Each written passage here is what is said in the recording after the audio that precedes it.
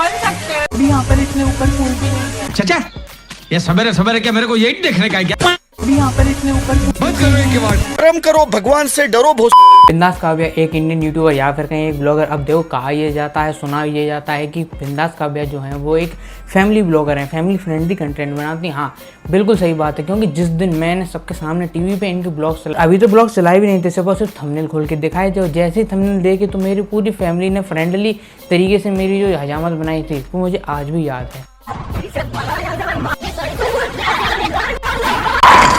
और लोगों को पता क्या लगता है कि अगर ये कंटेंट में अगर माँ बाप बेटे वगैरह ये सब दिखाई दे जा रहे हैं तो भैया फैमिली फ्रेंडली कंटेंट बन बात तो सही है।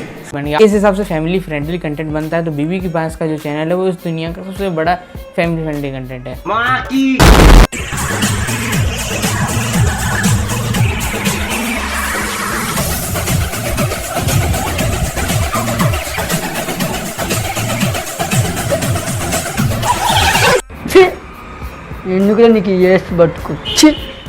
औरों के घर पे क्या होता है ना, एक बच्चे को सुधारने में सबसे ज़्यादा हाथ अगर किसी का होता है, सबसे ज़्यादा रिस्ट्रिक्शन अगर किसी की होती है उसके पिताजी की होती है।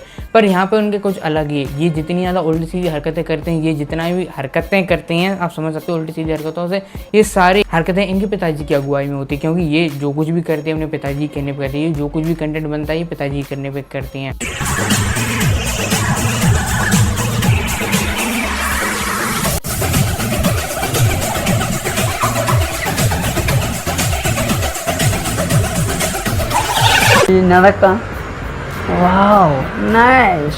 ये भी कह सकते हैं इनके पिताजी के लिए बिंदास काव्या 2020 और 2021 की सौरभ जोशी की जैसे पीयूष थे वैसे ही हैं। सिर्फ हमारे इंडिया में नहीं पूरे दुनिया में जितने भी कंटेंट क्रिएटर है उनके घर में जब भी कोई नई चीज़ आती है या फिर नया कोई मेहमान आता है, नया कोई पर्सन आता है तब उनके लिए कंटेंट बनता है। पर बिंदास काव्या जो है और खासकर जो इनके पिताजी हैं वो बहुत ही अलग है, बहुत ही ज़्यादा यूनिक है। जो इन्होंने कंटेंट बनाया था, जो एकदम से इनोवेटिव कंटेंट जो बनाया था वो अपने घर के मेन कंटेंट को घर से बाहर निकाल के बनाया गया था। देखो औरों के यहाँ पे क्या होता है, जब उनके घर पर कोई नई वाइफ आती है, सॉरी ऐसे डेंजरस सिचुएशन में मैं ऑटोमेटिकली आगे कैसे आ जाता, कोई वाइफ आती, कार आती है, बच्चा आता है, पप्पी आता है, सौतन आती है, इन सब चीज़ों के ऊपर कंटेंट बनाया जाता है। क्यों अरमान मलिक? ਦੇ ਚਿਹਰਿਆਂ ਦਾ ਮਤਲਬ ਇਹ ਨਹੀਂ ਹੁੰਦਾ ਕਿ ਉਹਨਾਂ ਨੂੰ ਕਦੇ ਕੋਈ ਤਕਲੀਫ नहीं ਹੁੰਦੀ। काव्या के पास खास करके इनके पिताजी के पास इतनी ज़्यादा पैसे की कमी हो रही थी, इतनी ज़्यादा कंटेंट की कमी हो रही थी जिसकी वजह से एकदम से इन्होंने ऐसा राजा मौली के पिताजी के हिसाब का दिमाग लगाया, उन्हीं के हिसाब से स्टोरी लिखी जिसके हिसाब से इन्होंने अपनी बेटी को घर से भगा दिया।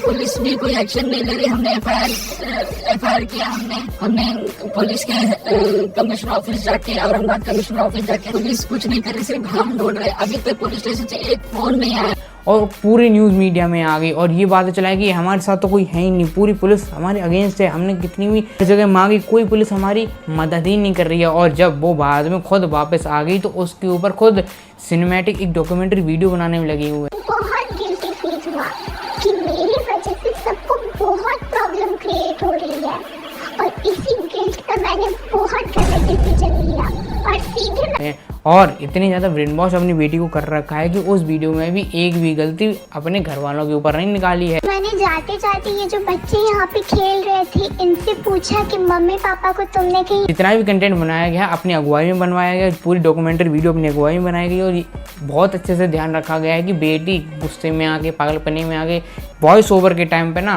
मेरे ऊपर यानी अपने पिताजी के ऊपर कुछ उल्टा सीधा ना कह दे, जिसकी वजह से इमेज वैल्यू है वो बहुत बढ़िया बनी रहे मेरी। बचपना कहते हैं।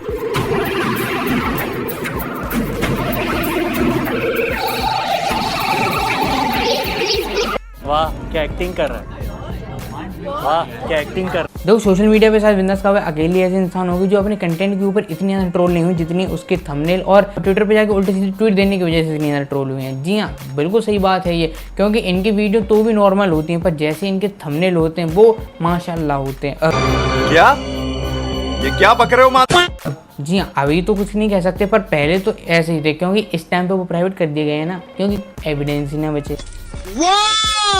इन सब चीज़ों के ऊपर जब ट्रोल होती हैं उसके बाद जब इनसे इंटरव्यू में पूछा जाता है कि आपके ऊपर इतनी ज़्यादा ट्रोलिंग होती है आपका क्या कहना है, तो ये कहती है कि हाँ, मैं तो ट्रोलिंग के ऊपर ध्यान ही नहीं देती। बाकी वो अलग बात है कि इनके पिताजी, इनकी माताजी और ये स्वयं खुद पूरे ब्लॉग में हर जगह सोशल मीडिया पे जाके यही कहती रहती है कि इसने मुझे ट्रोल कर दिया, इसने मुझे ये कर दिया, मेरे थंबनेल को ट्रोल कर दिया, मुझे रोस्ट कर दिया, घर में बैठे ये करते रहते हैं, वो करते रहते हैं।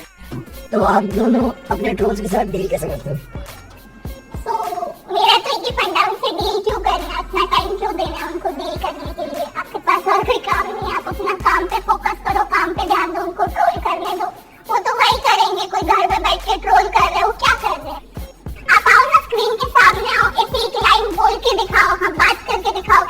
कैमरा ऑन करने पे ऐसे थर-थर कांपने लग जाते हैं लोग, लेकिन स्क्रीन के पीछे बोलना बहुत इजी लगता है लोगों को, बहुत इजी ऐसे कुछ भी बोल देते हैं लोग।